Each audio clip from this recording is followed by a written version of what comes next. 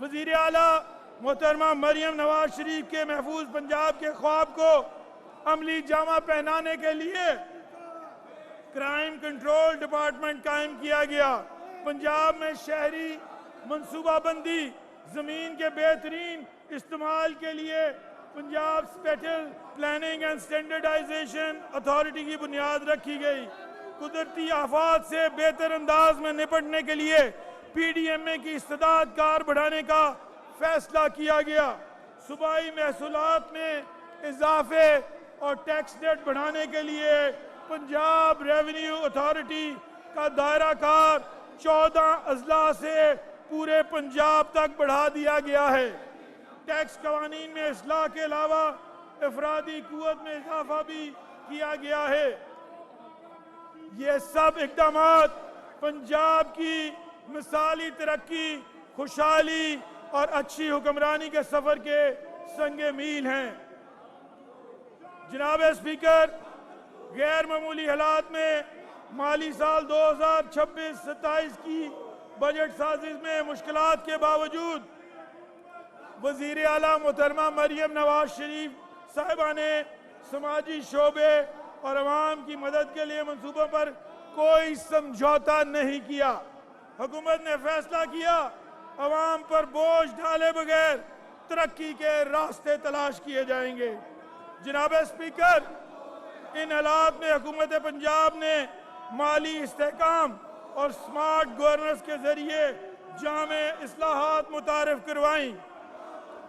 Cash management fund کو 800 ارب سے بڑھا کر مالی سال 2026-27 میں 1200 ارب کر دیا گیا، جس سے صوبے کو اضافی منافع حاصل کرنے میں مدد ملے گی۔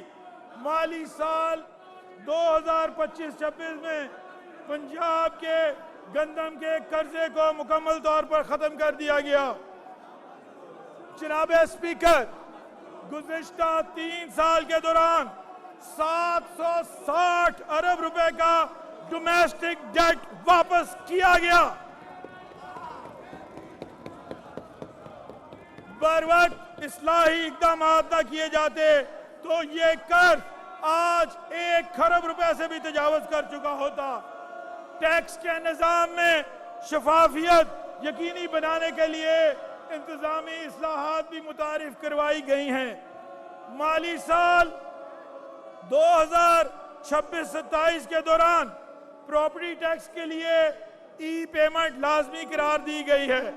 پنجاب کے لائسنس یافتہ موٹر وہیکل ڈیلرز کو ود ہولڈنگ ایجنٹس قرار دیا گیا ہے تاکہ ان سے خریدی گئی کسی بھی گاڑی کو صرف پنجاب میں ہی رجسٹر کیا جا سکے اور اس سے متعلق تمام محصولات براہ راست حکومت کو جمع ہو سکے۔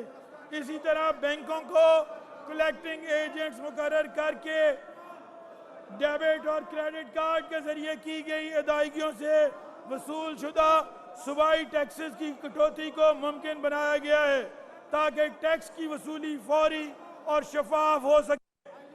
ان اقدامات سے نہ صرف فسکل ڈسپلن کو یقینی بنایا جائے گا بلکہ صوبائی محصولات میں اضافے سے عوام کی سماجی ترقی اور فلاحی کے اہم منصوبوں کے لیے مزید وسائل مہیا ہوں گے۔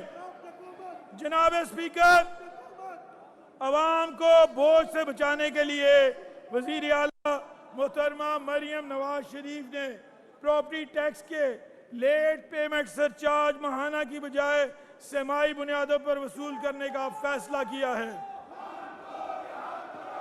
پراپرٹی ٹیکس کی سیلف اسیسمنٹ اسکیم کے تحت ٹیکس نیٹ کو بڑھانے کے لیے 5% رعایت فراہم کی جا رہی ہے۔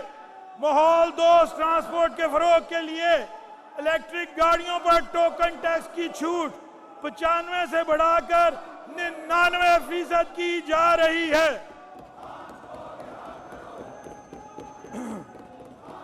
زرعی ٹیکس کے نظام میں شفافیت اور سہولت کی خاطر فکس ٹیکس سٹرکچر کے تحت ضروری اصلاحات متعارف کروائی جا رہی ہیں۔